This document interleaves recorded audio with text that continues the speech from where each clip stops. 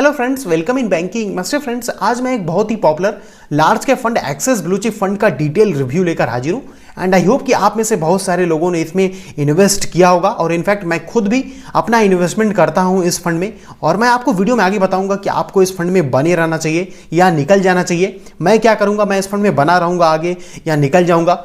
और इस फंड के बढ़ते ईवीएम की वजह से अक्सर जो आप लोगों में डाउट रहता है कि क्या इस फंड का परफॉर्मेंस सही है या नहीं, या आगे चलकर कहीं इस फंड का रिटर्न कम तो नहीं हो जाएगा, तो आज मैं आप सबके इन्हीं सभी डाउट्स को क्लियर करूंगा और साथ ही में हम ये भी जानेंगे कि क्या ये फंड एक नए इन्वेस्टर के लिए बेस्ट है या नहीं। तो इसीलिए आप इस वीडियो को काफी ध्यान से और पूरा एंड तक देखें और अगर आप मेरे इस चैनल पर पहली बार आ रहे हैं तो आप इसे जल्दी से सब्सक्राइब करके बेल आइकन दबा लें। तो चलिए सबसे पहले देख लेते हैं इसके फंड इन्फो को।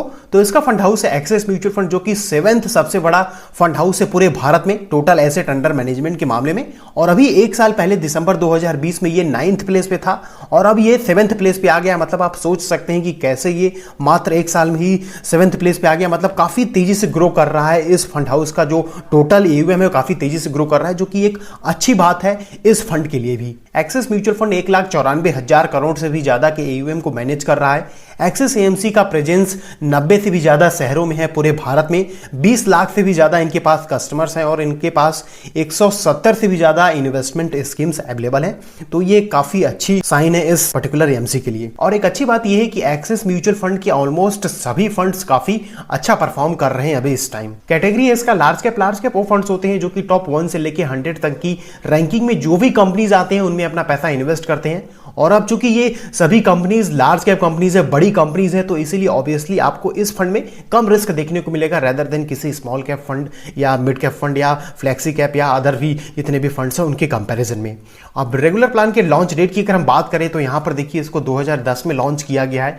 अब 2010 में लॉन्च किया गया है मतलब कि ये फंड लगभग 12 साल पुराना हो जाता है, 11-12 साल के लगभग पुराना हो जाता है। मतलब इसने मार्केट के सारे अप्स एंड डाउन्स को देखे हैं। तो अगर फ्यूचर में कभी कोई मार्केट अगर गिरता है या कुछ ऐसा कंडीशन क्रिएट होता है आता है तो इस फंड को बहुत ज्यादा प्रॉब्लम नहीं होगा उसे टैकल करने में। तो ये एक अच्छी बात है, काफी वेल एक्सपीरियंस्ड फंड है ये। एयूएम की अगर हम बात करें तो एयूएम इसका 33,154 करोड़ का है, जो कि ये शो करता है कि इन्वेस्टर्स का ट्रस्ट इस फंड पर काफी ज्यादा है। और एक इंटरेस्टिंग फैक्ट ये है फ्रेंड्स कि दिसंबर 2020 में इसका एयूएम 20,400 करोड़ का था और मात्र एक साल में ही इसका एयूएम 13,000 करोड़ बढ़ गया है। तो आप सोच सकते हैं कि मात्र एक साल में ही इन्वेस्टर्स ने कितना ज्यादा इंटरेस्ट दिखाया है इस particular Axis blue chip fund में, जो कि काफी अच्छी बात है। और रही बात एयूएम के साइज की कि ये 33,000 करोड़ से भी ऊपर का इसका एयूएम हो गया है, तो इससे क्या कोई प्रॉब्लम हो सकता है फ्यूचर में कि नहीं? तो मोस्ट ऑफ द केसेस में फ्रेंड्स ऐसा प्रॉब्लम नहीं होना चाहिए, क्योंकि ये एक लार्ज कैप फंड है। अगर ये एक स्मॉल कैप या मिड कैप फंड होता तो प्रॉब्लम हो सकता था फंड मैनेजर को इसे मैनेज करने में, लेकिन ये एक लार्ज कैप है तो इसमें नहीं होना चाहिए। फ्यूचर में फंड का परफॉर्मेंस नहीं बिगड़ना चाहिए। बट अगर ऐसा कुछ होता है तो मैं आपको अपने टेलीग्राम चैनल के थ्रू बता दूंगा, तो आप इसीलिए मेरे टेलीग्राम चैनल को ज्वाइन जरूर से कर ले, डिस्क्रिप्शन में आपको लिंक मिल जाएगा। और अधिक एयूएम होने की वजह से फंड को लिक्विडिटी का भी बेनिफिट मिलता है, क्योंकि अगर एनी हाउ फंड पर बहुत ज्यादा रिडम्पशन प्रेशर आ गया तो फंड को अपने कुछ क्वालिटी स्टॉक्स भी बेचने पड़ सकते हैं उस रिडम्पशन प्रेशर को टैकल करने के लिए। लेकिन अगर फंड का एयूएम साइज बड़ा रहेगा तो क्वालिटी स्टॉक्स को फंड मैनेजर लॉन्ग टर्म के लिए रिटेन कर सकता है। तो ये काफी अच्छा बेनिफिट मिलता है किसी भी फंड को जब उसका एयूएम काफी अच्छा होता है, उसका साइज काफी बड़ा होता है। तो इस फंड को मैनेज कर रहे हैं श्रेयस देवलकर और हितेश दास। श्रेयस देवलकर के पास 5 साल का एक्सपीरियंस है और हितेश दास के पास 6 साल का एक्सपीरियंस है। श्रेयस देवलकर के बारे में अगर हम बात करें तो ये नवंबर 2016 से इस फंड के साथ जुड़े हुए हैं और इन्होंने कई अच्छे जगहों पे काम किया हुआ है एक्सेस म्यूचुअल फंड को ज्वाइन करने से पहले, जैसे कि बीएनपी पैरिबस म्यूचुअल फंड में एज अ फंड मैनेजर इन्होंने काम किया हुआ है, आईडीएफसी कैपिटल में, जेपी मॉर्गन सर्विसेज में और भी कई अच्छी जगह इन्होंने काम किया हुआ है। और ये एक्सेस के कई सारे फंड्स को और अदर फंड्स को भी मैनेज करते हैं। तो नो डाउट ये काफी अच्छे फंड मैनेजर है। हितेश दास की अगर हम बात करें तो हितेश दास ने भी काफी अच्छी जगह काम किया है और जैसा कि मैंने आपको बताया इनके पास 1 साल का ज्यादा एक्सपीरियंस है श्रेयस देवलकर से। और इन्होंने एक्सेस म्यूचुअल फंड को ज्वाइन करने से पहले कई अच्छी जगहों पे काम किया हुआ है, जैसे कि Credit Suisse securities India private limited, yes bank और भी कई अच्छी जगहों पर इन्होंने काम किया हुआ है। और ये भी एक्सेस के कई सारे फंड्स को मैनेज करते हैं, तो ये भी एक काफी अच्छे फंड मैनेजर है। तो फंड मैनेजर के पॉइंट ऑफ व्यू से देखा जाए तो नो डाउट ये दोनों ही फंड मैनेजर काफी एक्सपीरियंस्ड है और काफी अच्छे फंड मैनेजर है। और अल्टीमेटली फ्रेंड्स देखा जाए तो फंड मैनेजर ही डिसाइड करता है कि उन्हें किन किन स्टॉक्स में इन्वेस्टमेंट करना है, किन किन स्टॉक्स में पैसा लगाना है। तो ये काफी जरूरी होता है कि फंड मैनेजर किसी भी फंड का काफी एक्सपीरियंस्ड और काफी वेल एजुकेटेड हो, जो कि इस फंड के साथ हमें मिलता है। तो ये काफी अच्छी बात है इस फंड के लिए। इन्वेस्टमेंट डिटेल्स की अगर हम बात करें तो मिनिमम एसआईपी आप 500 और मिनिमम लमसम आप 5000 से कर सकते हैं। और नेक्स्ट टाइम जब आप लमसम करेंगे, यानी कि फर्स्ट टाइम अगर आप 5000 से करते हैं लमसम और नेक्स्ट टाइम करेंगे तो आप केवल 100 रुपए से ही लमसम कर सकते हैं, जो कि काफी अच्छी बात है। एक्सपेंसेस को अगर हम देखें तो यहां पर एक्सपेंस रेशियो इसके डायरेक्ट प्लान का 0.48% है। और एक इंटरेस्टिंग चीज ये फ्रेंड्स कि जैसे जैसे इस फंड का एवं बढ़ता गया है वैसे वैसे इस फंड ने अपने एक्सपेंस रेशियो को कम किया है, जो कि काफी अच्छी बात है। और ऐसा होना भी चाहिए कि जैसे जैसे एवं बढ़े वैसे वैसे फंड को अपना एक्सपेंस रेशियो कम करना चाहिए। और दिसंबर 2020 में इसका एक्सपेंस रेशियो जब हमने इस फंड का रिव्यू किया था तो हमने देखा था कि वहां पर इसका एक्सपेंस रेशियो 0.56% था और अब ये कम होकर 0.48% हो गया है। मतलब कि 0.08% के लगभग फंड ने अपना एक्सपेंस रेशियो कम किया, जो कि काफी अच्छी बात है। रेगुलर प्लान का एक्सपेंस रेशियो यहां पर आपको थोड़ा ज्यादा देना होगा 1.65%। इसीलिए मेरी राय होगी कि आप हमेशा डायरेक्ट प्लान ही लें, रेगुलर प्लान के चक्कर में ना पड़े। एग्जिट लोड की अगर हम बात करें तो अगर आप 10% से ज्यादा का यूनिट निकालते हैं एक साल के अंदर तो आपको 1% का एग्जिट लोड देना होगा। चलिए अब इस फंड के पोर्टफोलियो को देख लेते हैं। तो पोर्टफोलियो में सबसे पहले हम देखेंगे एसेट एलोकेशन को। तो एसेट एलोकेशन की अगर हम बात करें तो यहां पर इक्विटी में 96% के लगभग पैसा इन्वेस्ट किया गया है और डेट में 4% के लगभग पैसा इन्वेस्ट किया गया है। और कैश एंड कैश इक्विटी में कोई भी इन्वेस्टमेंट नहीं है, मतलब फंड अपने पास कोई भी कैश होल्ड करके नहीं रखा हुआ है। तो यहां पर इससे कोई प्रॉब्लम वाली बात नहीं है कि फंड ने अपने पास कैश होल्ड करके नहीं रखा हुआ है, क्योंकि ऑलरेडी फंड का ईवीएम इतना बड़ा है तो इससे कोई प्रॉब्लम वाली बात नहीं है। और अब यहां पर हम देखें तो डेट में भी इन्वेस्टमेंट किया गया है, मतलब कि इसका एसेट एलोकेशन काफी अच्छा है। आपको ये काफी अच्छा बैलेंस्ड रिटर्न जनरेट करके दे सकता है। अगर मार्केट गिरता भी है तो आपका ये जो इस फंड का जो रिटर्न होगा वो बहुत ज्यादा नहीं गिरेगा, तो ये काफी अच्छी बात है। जनरली हमें और सभी लार्ज कैप फंड्स में इतना डेट में इन्वेस्टमेंट देखने को नहीं मिलता है और इनफैक्ट कुछ में तो इन्वेस्टमेंट डेट में किया ही नहीं जाता है, तो ये काफी अच्छी बात है। मतलब कि इसका एसेट एलोकेशन भी इस फंड का काफी जबरदस्त है। पोर्टफोलियो एग्रीगेट्स की अगर हम बात करें तो यहां पर देखिए जायंट में फंड में काफी ज्यादा इन्वेस्टमेंट किया गया है कैटेगरी के कंपैरिजन में, जबकि लार्ज कैप में कैटेगरी के कंपैरिजन में कम इन्वेस्टमेंट किया गया है। और कैटेगरी में मिड कैप में इन्वेस्टमेंट किया गया है, लेकिन यहां पर फंड में कोई इन्वेस्टमेंट नहीं किया गया और स्मॉल कैप में भी केवल कैटेगरी में ही इन्वेस्टमेंट किया गया है। और अगर हम देखें तो यहां पर जायंट और लार्ज कैप दोनों का अगर हम एक्सपोजर मिला देते हैं तो ऑलमोस्ट 99% पैसा पूरा इन्वेस्ट कर दिया गया है। 99% या 100% पैसा यहां पर हम देखें तो इन्वेस्ट कर दिया गया है केवल जायंट और लार्ज कैप कंपनीज में ही, तो जो कि एक अच्छी बात है। मतलब कि रिस्क तो काफी कम हो जाता है कैटेगरी की कंपैरिजन में, इस फंड में होना चाहिए। अभी हालांकि हम देखेंगे और भी सभी पैरामीटर्स को, जब हम रिस्क मेजर पैरामीटर को देखेंगे तो हमें एक क्लियर आइडिया मिल पाएगा कि एक्चुअल में कितना रिस्क है, इसमें कितना रिटर्न पोटेंशियल है। और क्योंकि देखिए यहाँ पर मिड कैप में और स्मॉल कैप में भी इन्वेस्टमेंट नहीं किया गया है फंड में, मतलब कि रिस्क इसमें कम होना चाहिए। बट और भी पैरामीटर्स को देखते हैं, देन वी विल डिसाइड कि इसमें कितना रिस्क है और कितना रिटर्न पोटेंशियल है। अब बढ़ते हैं अपने नेक्स्ट पैरामीटर की ओर, जो कि है सेक्टर एलोकेशन। तो यहां पर देखिए फाइनेंशियल सेक्टर में 40% के लगभग पैसा इन्वेस्ट कर दिया गया है, टेक्नोलॉजी में 18% के लगभग, अदर्स में 16.5% और services, health care, construction, energy, इन सब में भी ठीक ठाक इन्वेस्टमेंट किया गया है। अब देखना यहां पर ये इंपॉर्टेंट है कि फाइनेंशियल सेक्टर में ही 40% के लगभग पूरा पैसा इन्वेस्ट कर दिया गया है। और अगर हम यहां पर देखें पीयर कंपैरिजन को तो यहां पर देखिए एक्सिस ब्लू चिप फंड का जो 1 ईयर का रिटर्न है वो इन सभी फंड्स के कंपैरिजन में कम है। और इसलिए कम है क्योंकि फाइनेंशियल सेक्टर में ही 40% के लगभग पैसा पूरा इन्वेस्ट कर दिया गया है फंड में।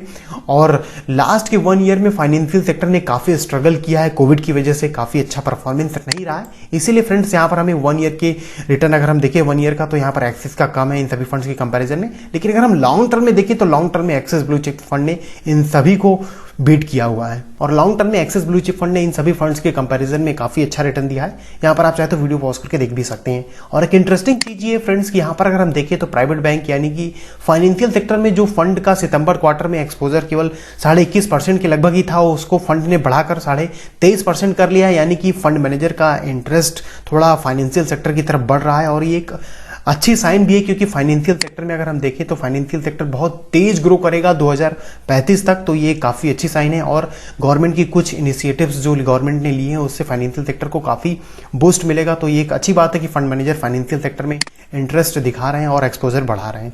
और यहीं पर अगर हम आईटी सर्विसेज एंड कंसल्टिंग की बात करें यानी कि टेक्नोलॉजी सेक्टर की, तो टेक्नोलॉजी सेक्टर में फंड ने अपना एक्सपोजर 2% के लगभग कम किया हुआ है। करंट के क्वार्टर में। अब यहाँ पर आपने एक बात नोटिस किया होगा कि जब कोविड का सेकंड वेव आया था मार्च 2021 में, तो उससे पहले देखिए फंड मैनेजर ने कितने चालाकी से टेक्नोलॉजी सेक्टर में अपना स्टेक बढ़ाया और 16% से बढ़ाकर 19% तक ले गया था। यानी कि जब टेक्नोलॉजी सेक्टर बहुत तेज बूस्ट कर रहा था तभी फंड मैनेजर ने अपना एक्सपोजर बढ़ाया था टेक्नोलॉजी सेक्टर में, और इसीलिए अब यहाँ पर थोड़ा सा कम कर दिया गया है, क्योंकि इस टाइम के कंपैरिजन में अब अक्टूबर 2021 में उतना ग्रोथ नहीं है टेक्नोलॉजी सेक्टर में। हालांकि ग्रोथ है अभी भी बहुत अपने इंडिया में, क्योंकि इंडिया एक डेवलपिंग कंट्री है, लेकिन अब अगर हम देखें तो उसके कंपैरिजन में उतना ग्रोथ नहीं है।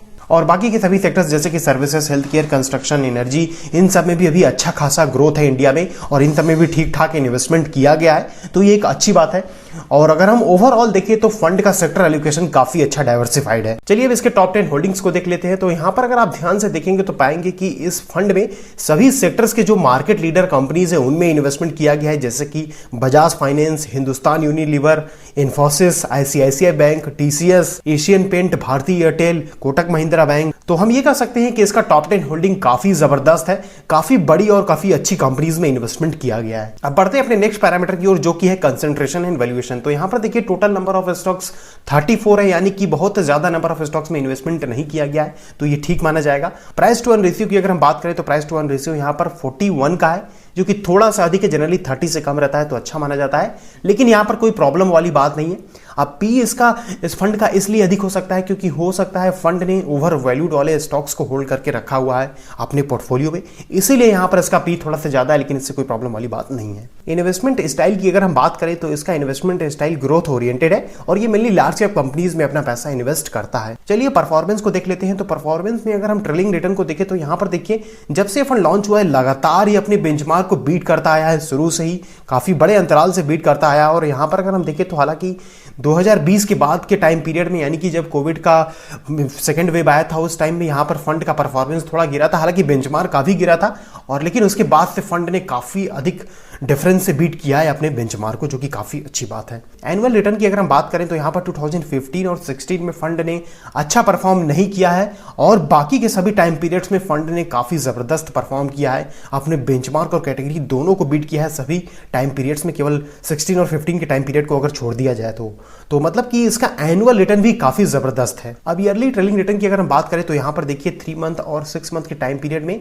फंड ने ऑलमोस्ट बराबर रिटर्न दिया हुआ है बेंचमार्क के, हालांकि कैटेगरी से थोड़ा सा अधिक है यहां पर फंड का रिटर्न, और 1 ईयर के टाइम पीरियड में तो यहां पर फंड ने थोड़ा सा कम रिटर्न दिया है, और मैंने आपको वीडियो के स्टार्टिंग में बताया था कि क्यों इसका रिटर्न कम है। और 3 ईयर और 5 ईयर के टाइम पीरियड और 7 ईयर्स के टाइम पीरियड में अगर हम देखें तो इन तीनों ही टाइम पीरियड में फंड ने काफी अच्छा रिटर्न दिया है अपने बेंचमार्क और कैटेगरी के कंपैरिजन में।